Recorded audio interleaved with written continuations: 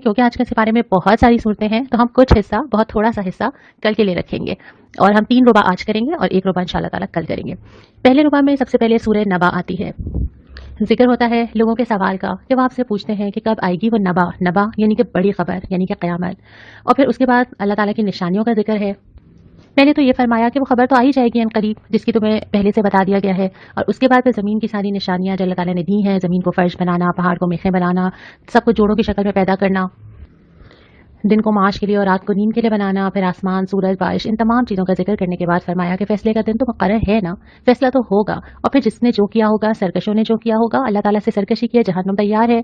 और जो मुत्तकीन है वो इंशाल्लाह वो कामयाबियां देखेंगे जिसका वादा किया गया था। और हर आदमी जिसने जो भेजा है वो अल्लाह ताला के पास मौजूद पाएगा और वो उसको देख लेगा। उसके बाद सूरह नाज़िआत आती है, मक्की सूरत। इसमें इब्तिदा की गई है फरिश्तों की कसम से। और उसके बाद फरमाया गया कि क़यामत के करीब 2 झटके होंगे। मज़ीद तफसील में कई जगह इसकी मिलती है। पहला वो झटका होगा जिसमें ज़मीन और वो तमाम चीज़ें जो ज़मीन में है वो तबाह हो जाएंगी, सिवाय जिसे अल्लाह जिंदा रखना चाहे। फिर एक और झटका होगा जिसमें तमाम लोग उठ के खड़े हो जाएंगे, हैरान होंगे कहाँ से लाए गए, कब्रों से निकाले जाएंगे। उसके बाद फिर फरमाया कि रसूल को जुटलाने वाले की इबरतनाक सज़ा है। उसके बाद हयात बातल मौत, यानी मरने के बाद दोबारा जिंदा होने पर दलाइल दिए गए हैं। फिर ये जिक्र किया गया है कि जो ठिकाना मिलेगा ना उसके पीछे कोई ना कोई तो तुम्हारा अपना हाथ होगा ना। दोज़ख जिनका ठिकाना होगी वो क्यों होगी? क्योंकि उन्होंने दुनिया में सरकशी की थी। और फिर जिन्होंने आखिरत के बजाय दुनिया को तरजीह दी, दुनिया में दिल लगाया, दुनिया में सब कुछ खपाया, दुनिया ही को सब कुछ समझ लिया, तो फिर क्यों ना उनको दोज़ख मिलेगी। उन्होंने तो अल्लाह के लिए कोई चीज़ कुर्बान नहीं की, अल्लाह के लिए कुछ इन्वेस्ट नहीं किया। हाँ, जन्नत चाहिए, जन्नत ठिकाना है, लेकिन उसके लिए एक क्राइटेरिया तो है ना। वो क्या है कि अपने रब का खौफ रहा, हर वक्त ये ध्यान, क्या करना चाहिए क्या नहीं करना चाहिए, ये एक कॉन्शियस रहना, ये आसान तो नहीं है ना जिंदगी के अंदर। और फिर ये कि अपनी नफ्स को बुरी ख्वाहिशात से रोकना। हमने ये पढ़ा ही था ना अभी कुछ दिन पहले कि नफ्स के पीछे, नफ्स की बंदगी इंसान कैसे कर लेता है। तो नफ्स के पीछे चलने से रोकना बहुत मेहनत चाहिए इसके लिए हम सबको। हर रोज दिल कुछ चाहता है, करना कुछ और होता है, तभी तो जाके वो जन्नतें मिलती हैं।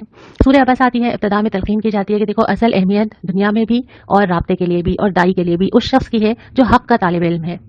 वो क्या इल्म कितना हासिल करना चाहता है, उसका अल्लाह ताला से कितना ताल्लुक है।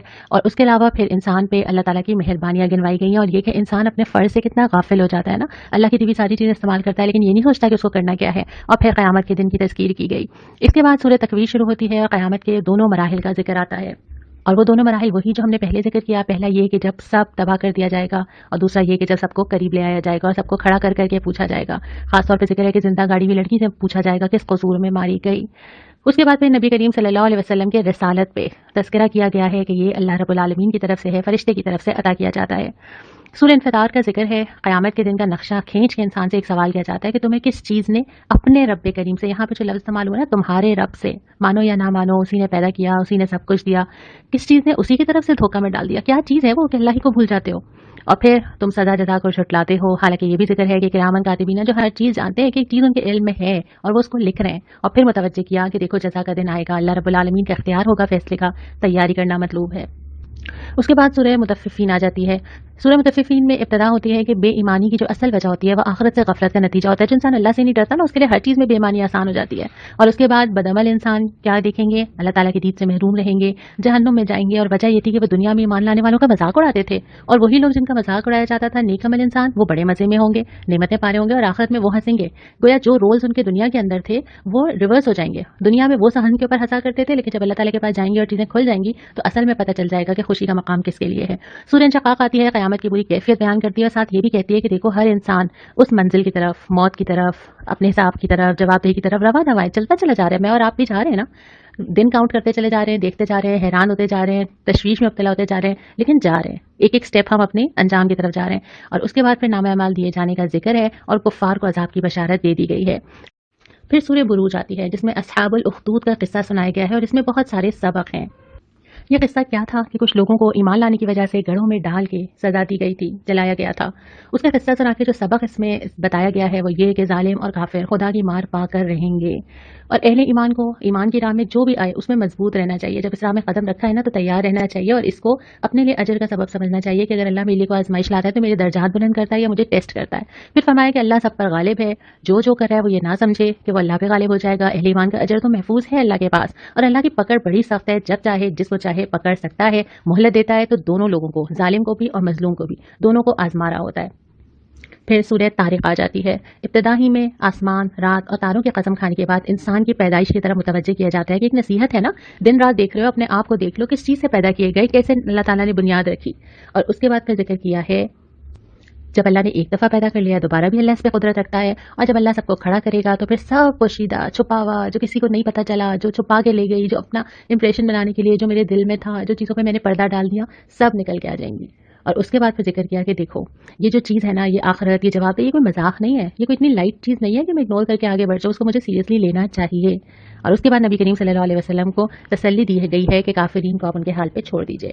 پھر سورہ اعلیٰ آتی ہے، ابتدا ہی ہوتی ہے کہ اپنے رب کے نام کی تسبیح کیجیے. یہ ہم نے کہیں جگہ پڑھا ہے کہ اللہ کی تسبیح کرنا، اللہ کی دی ہوئی چیزوں پہ اللہ کا ذکر کرنا، اور تسبیح کے بہت سارے عملی طریقے ہیں. نماز بھی تسبیح کی ایک شکل ہے، اور وہ کلمات بھی جو ہمیں سکھائے گئے ہیں، خاص طور پہ سبحان اللہ و بحمدہ، سبحان اللہ العظیم.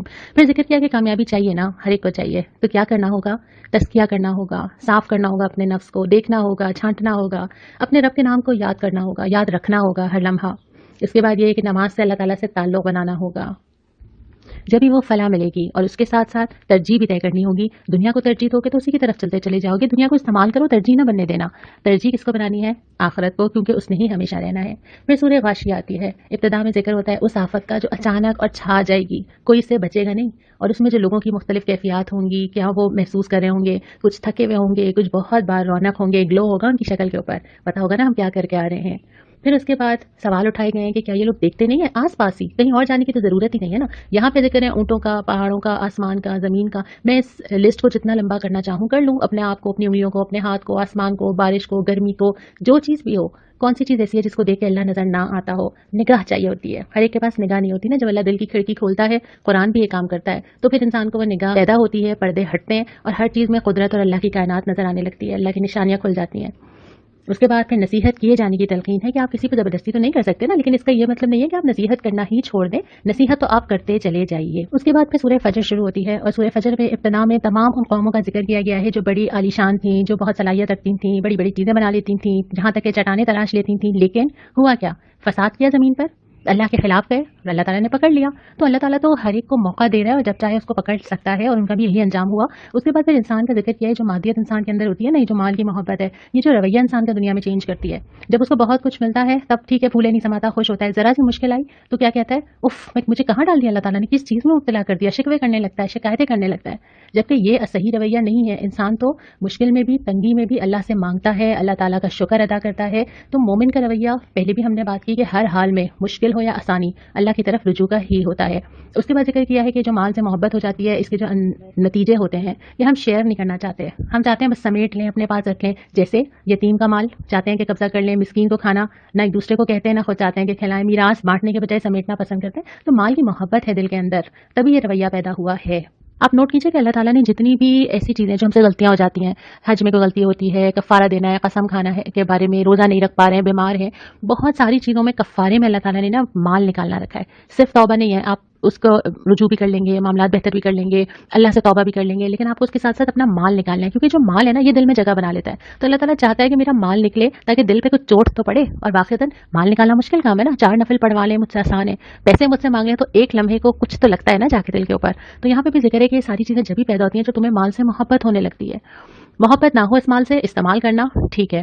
اس کے بعد پھر انسان کی حسرت کہ ایسا نہ ہو کہ وہ جا کے جو ہے وہ اللہ کے پاس پچھتائے اور کہے کہ کاش میں کچھ کر کے آتا. اور پھر بہت پیاری آیت کہ جو لوگ اطمینان سے، نفس مطمئنہ کا ذکر ہے، جو اطمینان سے اللہ کی راہ میں یکسوئی سے چل کے آئے ہوں گے، ان کو قیامت کے دن کہا جائے گا چلو چلو کشاں کشاں اپنے رب کی طرف خوش خوش شامل ہو جاؤ میرے نیک بندوں میں، اور داخل ہو جاؤ جنت میں. اللہ تعالیٰ ہمیں ان لوگوں میں شامل کرے جن کو ایسے پکارا جائے گا. کیا بلیسنگ ہوگی یہ. اس کے بعد سورہ بلد آتی ہے، مکی صورت ہے. ابتدائی میں فرمایا گیا کہ دیکھو انسان کو مشقت کے لیے پیدا کیا گیا. اس میں بات سمجھنے کی ضرورت ہے کہ زندگی میں آسانیاں نہیں آتی، کسی کی بھی نہیں آتی. شروع میں آپ سوچتے ہیں جب آپ ٹین ایجر ہوتے ہیں، ینگ ہوتے ہیں، تو آپ کو لگتا ہے کہ ایز پلانڈ ہوگی، میں پلان ہی ایسے کروں گا کہ پرابلمس نہ آئیں. پھر جیسے جیسے آپ آگے بڑھتے ہیں آپ کو اندازہ ہوتا ہے کہ چیزیں پلاننگ سے نہیں چلتی اور زندگی آسان نہیں ہوتی. زندگی کے فیزز آتے ہیں ساتھ ساتھ، ہر طرح کے آتے ہیں. تو انسان کو یہ سمجھنا چاہیے، ایک تو یہ کہ زندگی آسان نہیں ہے، دوسری بات یہ کہ یہ دنیا آسانی کے لیے نہیں ہے. آسانی تو جنت میں ہے. آپ کو کچھ نہ کچھ تو دنیا میں مشقت اٹھانی ہوگی نا، اپنے کمفرٹ زون سے نکلے निकले बगैर तो दुनिया का भी कोई काम नहीं होता। आप दीन के रास्ते पे चलना चाहते हैं और चाहते हैं कि आप अपने कंफर्टेबल जोन में रहें, आपको कोई मुश्किल ना उठानी पड़े, ये नहीं हो सकता। कहीं तो आपको कुछ ना कुछ देना होगा ना अल्लाह के लिए, कुछ तो लगाना होगा ना। और उसके बाद फिर ये फरमाया कि इंसान जो है वो माल पे बहुत फख्र करता है ना, मेरे पास इतना माल है। माल इसलिए जिक्र करता है कि अथॉरिटी इंसान के अंदर लाता है, एक फख्र लाता है। और उसके बाद फरमाया कि हमने तो दोनों रास्ते दिखा दिए थे, अच्छा और बुरा दोनों सामने थे ना। अब जिसने जो रास्ता इख्तियार किया, मुश्किल उठानी ही नहीं चाहिए, चाहा कि दुनिया में सेटल रहे, हर चीज़ कुछ डिस्टर्ब ना करना पड़े। और उसके बाद फिर नेकी के काम गिनवाए हैं कि ये सब कुछ करना था। गर्दन छुड़ाना यानी किसी को कर्ज से निजात दिला देना, किसी के लिए आसानी पैदा कर देना, यतीम की सरपरस्ती करना, मिसाकीन की मदद करना, ईमान लाना, उस पर सब्र के साथ कायम रहना, लोगों के साथ रहमत का मामला करना। और ये हर चीज़, ये हर नुक्ता इतनी तफसील चाहता है ना। एक ही नुक्ता अगर ले लीजिए, रहम का मामला। रहम का मामला ये है कि जैसे तुम ज़मीन वालों पर रहम करो, आसमान वाला तुम पे रहम करेगा। हर इंसान के लिए दिल में खैर ख्वाही रखना, नरमी के साथ पेश आना, उसको चांस देना, उसको मार्जिन देना, उसको जज ना करना, उसके लिए आसानियाँ फराहम करना, ये तमाम चीज़ें इसके अंदर आ जाती हैं। और इनमें से हर एक पॉइंट की बेशुमार ताकीदें और हदीसें हमें मिलती हैं। फिर सूरह शम्स आ जाती है, जिक्र किया जाता है कि देखो कायनात में भी अल्लाह ताला ने मुतज़ाद चीज़ें बनाई है ना। दो चीज़ें दिन है तो उसका ऑपोजिट रात है। इसी तरह की मिसालों के बाद जिक्र है कि नेकी और बदी भी ऐसी हैं, दो ऑपोजिट चीज़ें हैं। अल्लाह ताला ने इंसान पे हर चीज़ इल्हाम यानी उसके अंदर बिल्ट इन है कि वो नेकी को पसंद करता है, बुराई से दूर होना चाहता है, वो दबा देता है उस चीज़ को, लेकिन वो सुकून पाता है। जैसे जैसे वो अपने नफ्स को ये चीज़ देता है ना, हम क्यों नमाज, इबादत, हज, सजदा, हम क्यों सुकून महसूस करते हैं? इसकी वजह से कि ये फीचर हमारे अंदर बिल्ट इन है और हम इससे कशिश महसूस करते हैं। हम इसको दबाते हैं तो फिर वो भर के सामने नहीं आता। और उसके बाद ये कि अगर कामयाबी चाहिए तो नफ्स का तज़किया करना होगा, और कौम समूद की मिसाल दी गई है। उसके बाद सूरह लैल आती है और इब्तिदा में कहा जाता है कि लोगों की कोशिशें मुख्तलिफ किस्म की हैं, अच्छी भी हैं, बुरी भी हैं।